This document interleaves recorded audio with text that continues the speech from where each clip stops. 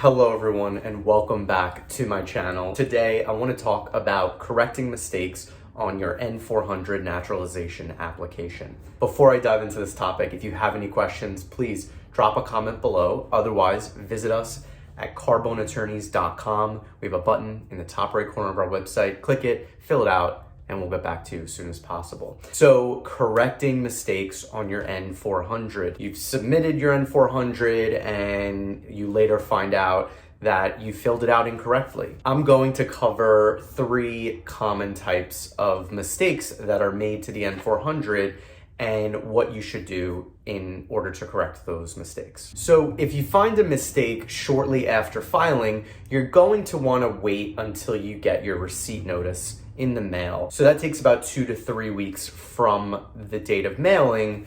Assuming that USCIS accepts your filing, they will send a receipt notice. Your receipt notice is the identifier for your case, and it's much easier to address mistakes once there is a receipt notice. Otherwise, it'll be very difficult to find your case as it's still in the pipeline to be processed. So the first mistake that I'm going to cover is typographical mistakes regarding important information. So let's say you spelled your name wrong, you put your birthday down wrong, information related to your spouse is incorrect. Very important details that are pertaining to your case, you realize that there is a mistake and that needs to be changed. In that situation, you'll want to have your receipt notice handy and give the USCIS contact center a call. It's a 1-800 number, and you'll make that change with the representative. Now, they should provide a reference number that you'll want to keep track of so that you can follow up and make sure that that change was made to your application. The next mistake that I want to cover is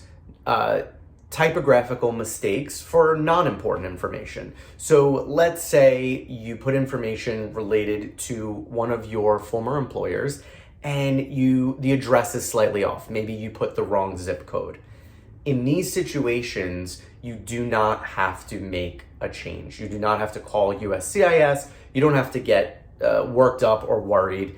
These situations are common. It happens often, but it doesn't go to the heart of your case, and it's not going to affect your chance of having your petition approved or denied. So again, in that situation, if it's affecting non-important information like that, don't worry about it. You don't have to do anything. Finally, I want to cover the situation where you have answered no to a question on the N-400, but you really should have answered yes. Now, this typically comes up after you've spoken to a friend who's naturalized, or maybe you had a consultation with an immigration attorney and you realize, uh-oh, I should have put yes when I put no. This situation can arise in different circumstances, but I would say the most common is probably related to criminal activity, so criminal convictions. Now, a lot of times you may have a case and the judge or the prosecutor says to you, oh, your record's expunged, it's sealed, you don't have to worry about it.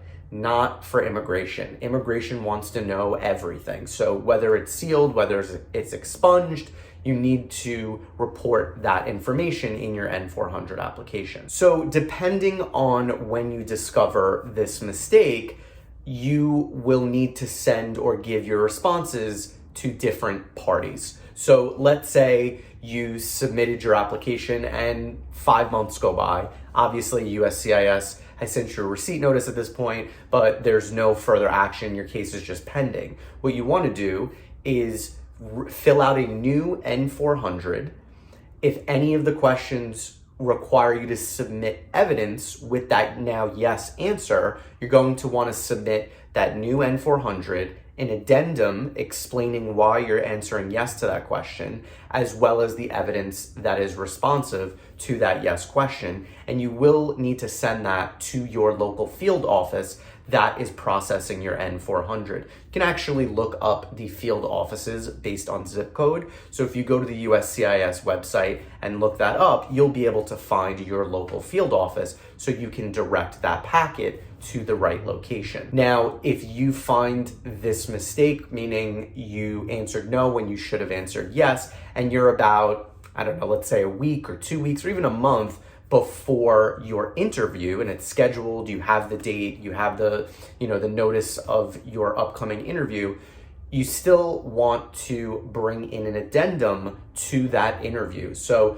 you'll mark down which questions you should have answered yes to, and then you'll provide the reasoning why it's yes, and you'll want to include any evidence if there is evidence that's responsive to that question. So let's say you said, no, I've never been convicted of a crime, and you realize you should have said yes. You'll want the disposition of that case, so you'll want to request that from the court and attach that with the addendum, bring it to your interview, and hand that packet to the USCIS officer that's interviewing you for your N-400 application. Now, depending on the complicated nature of the question that you should have answered yes to, let's say you thought your record was sealed or expunged and it's a very serious offense, and that could call into question your eligibility under the good moral character standard, the decision on your case could be delayed.